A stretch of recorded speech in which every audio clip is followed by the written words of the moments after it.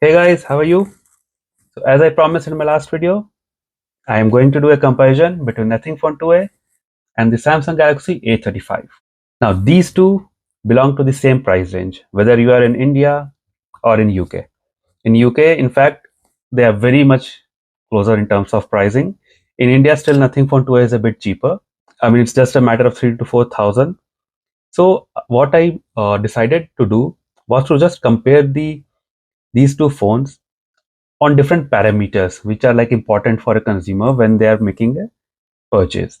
Before I start, please do like and subscribe my channel, and please do comment whatever more information you want about these two phones.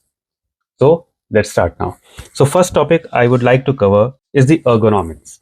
Now as you can see in the video, both phones are actually very similar in size. Both have, I think, 6.6-inch screen. Both have 120 Hz display. And if you look at the display, now the most obvious difference is the bezel. In Nothing Phone 2, you can see how good it looks in terms of the uniformity of the bezel and the slimness of the bezel. But Samsung has a lot more chunkier bezel and it's not even uniform. So which takes a bit away from its premiumness. But yeah, it's not a very big deal. Aesthetically, Nothing Phone 2a looks the better one. Now let's see how the back, how it looks like. Now Nothing, of course, is much more flashier. So on the back, you can see Nothing has that transparent plastic back, and you can see all the internals of the phone. So it gives it kind of a unique look. Whereas Samsung, I mean, it's a very generic look.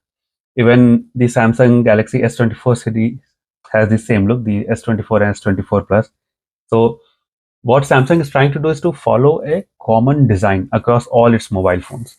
I'm not sure whether it's a good strategy or not, because ultimately they should try to differentiate between their budget offerings, their mid-range offerings, and the flagship offerings. So in terms of pure looks, I think Nothing Phone 2 has this slight edge here because it has a separate sleeve. You see these glyph lights, which this does not have. So just because of these glyph lights, I mean, this makes it even cooler. So this makes it much more nice to look at. But in terms of actual build, I think I will give it to Samsung because this actually is glass. Now last year A34 had plastic glass and plastic frame. So this year they have the glass back and the plastic frame. So an improvement. This makes it feel more premium. Whereas this is totally plastic. Even the frames are plastic. So in terms of looks, I will prefer Nothing Phone 2a. In terms of actual, sturdiness, premiumness, the Galaxy A35. Now in terms of weight, basically A35 is 209 grams, whereas Nothing Phone 2a is 190 grams. And you can feel the difference. Very comfortable to hold and carry around. Whereas this is also not that bad because I'm used to using flagship phones, the S24 Ultras and the Fold 5. But still, this is a bit heavier than Nothing Phone 2a.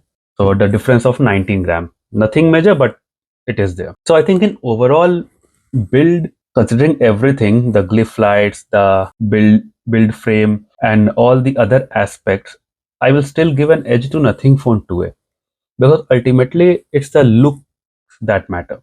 And with its unique glyph lighting feature, with its unique transparent back, I mean, in terms of looks, I have to give it to Nothing.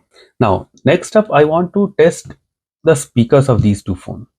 Both have stereo speakers, but as you know, both are budget phones. They will not be as good as the flagship phones or even the mid-range flagship phones. So let's go and try out their speakers.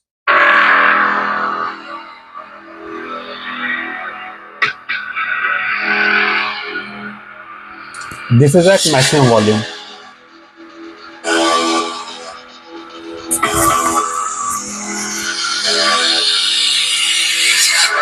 Now let's try the Nothing Phone 2a.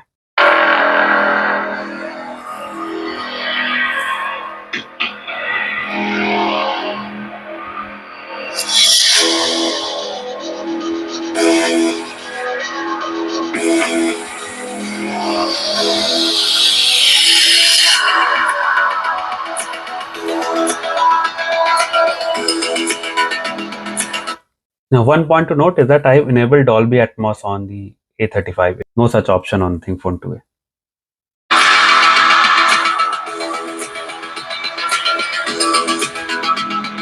I mean, it's pretty loud.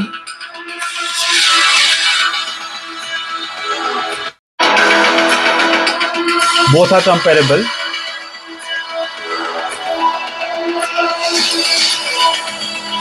I think A35 is slightly louder and it sounds a bit fuller, whereas the Nothing Phone 2S sounds slightly hollower.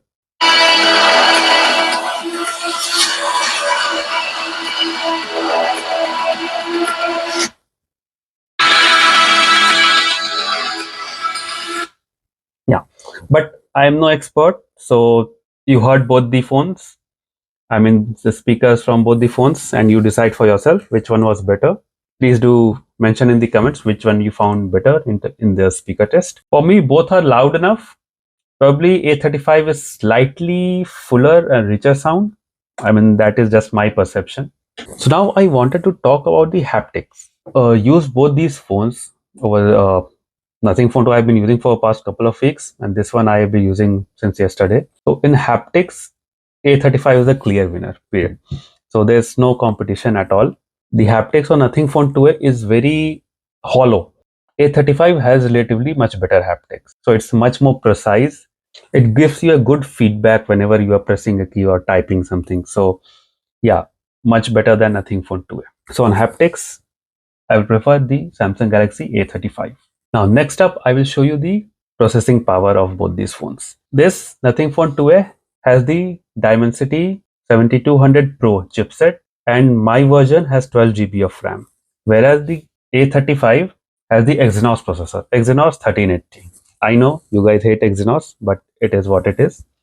And this is 6 GB version. So in terms of processing power, yeah, this has double the amount of RAM, but I think Exynos 1380 should be a better performing chipset compared to the Dimensity 7200 Pro. We will soon find out. So I will run a benchmark now and I will show you the scores. So I will clear everything, every background app, both the phones on Wi-Fi, and then I will run the benchmark. Let's start the CPU benchmark run. So both of them are taking quite a lot of time, but I just wanted to point out the thing that I have noticed so far. Nothing Phone 2A is actually leading a bit, but Nothing Phone 2A is leading 18% versus 15% on A35.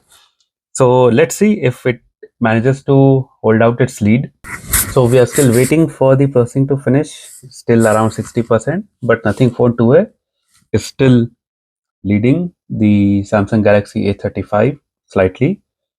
Currently both show 63%, but Nothing Phone 2A reached here earlier. So guys, we are done here. Now you can see the score. The single score, Nothing Phone 2A is leading compared to A35. The multi-core, A35 is leading. Nothing Phone 2A was able to finish the test, few seconds earlier than Galaxy A35. And if I, hold it in the hand trying to see, yeah, it's not at all warm. Very well. Let's check A35. Yes, you can definitely feel some warm areas here, but yeah, nothing discomforting. So I think in terms of processing power, both are similarly placed. Advantage on single core score to nothing, whereas on multi core scores, advantage to Samsung Galaxy A35. I mean, both phones, I don't think they are built for gaming. Maybe you can play light games, but yeah, you will not get ultra high graphics. I think both phones are good for general use cases, watching videos, playing light games. Now, Exynos, as I mentioned, got slightly warm, I think too discomforting. I am not sure how it will fare in India, where during the summer time when the temperatures are very high. So that is one thing to keep a lookout for. Nothing Phone 2A was relatively much less, warm. It was not even warm. I cannot even call it warm. Maybe because of the plastic back. Now I have only got the Samsung Galaxy A35 yesterday, so I have not been able to click too many pictures. So what I will do is that I will do a separate camera comparison between these two, because I think on camera A35 should be much better than Nothing Phone 2. So that is what I feel, and I will test it out and post a separate video on that.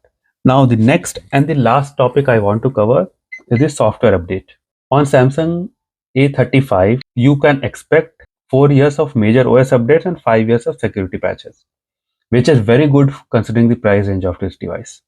Generally, in this price range, you get maximum of 3 years of, or some brands even do only 1 year of major OS update, 2 years of security, or 2 years of major OS update, 3 years of security. Nothing is actually one of the best in this regard after Samsung. Nothing has promised 3 years of major OS update and 4 years of security patches. So Samsung wins in this regard, which is expected because Samsung's update policy has been very good, probably even better than Google themselves, which is ironical because Google makes Android. But considering the past 2 years, yeah, Samsung has a very good track record. So that was all I wanted to talk about in this comparison video. Let me know your questions in comments, and please do like and subscribe my video so that I get encouraged to make future videos. And please stay tuned for the next video where I will be comparing the camera performance of these two phones. Cheers and see you in the next video.